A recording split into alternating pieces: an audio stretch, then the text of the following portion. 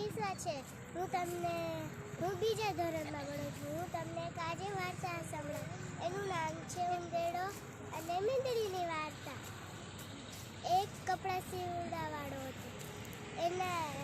ઈ ગામમાં બધાય રહેતા. તો એમાં હે ને ચંપલવાળો, કપડાવાળો ને બધાય હતા.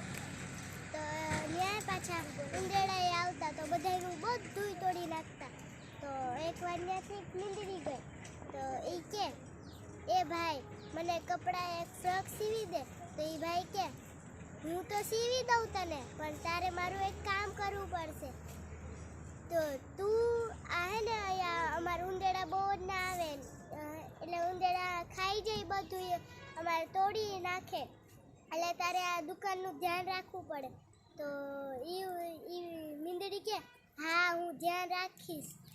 તો એને એક ફ્રોક સીવી દીધું. તો એને પહેરી લીધું. તો પછી પહેરીને પછી રાતના રોજ છે ને દુકાનમાં ધ્યાન રાખતી. તો બધાએ કીધું એ મીંદડી, બધાએ એક એની વસ્તુ આપી. તો પછી એ બજારમાં એ રોજ ધ્યાન રાખતી. તો ઉંદેડા કંઈ કરી જ ન શકતા, બધા ઉંદેડા ભાગી જતા. તો એકવાર ઉંદેડા પરેશાન થઈ ગયા. એ કે આ ભીંદડીનું હવે શું કરું? તો એક ઉંદેડાને યાદ આવ્યું કે આપણે એ બીજી દુકાનમાં જશે.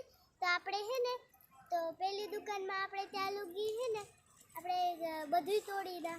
તો બધા એને કાઢી મૂકી બહાર. તો એક પીપુડીવાળાને બોલાવ્યું. તો એ પીપુડીવાળા કે તમને મને 2000 દેવા પડે તો હું તો આ ઉંદેડાને ભગાડી દઉં.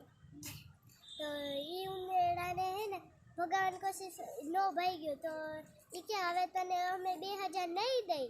તો એ કેમ પણ હે ને કઈ વાંધો ને, પાછી હું કોશિશ કરીશ. તો એ પીપુડી વગાડતો આમ હે ને એક કૂવો હતો ને ત્યાં આવી ગયો. બધી ઉંદેડા એના ઉપર ચડી ગયા.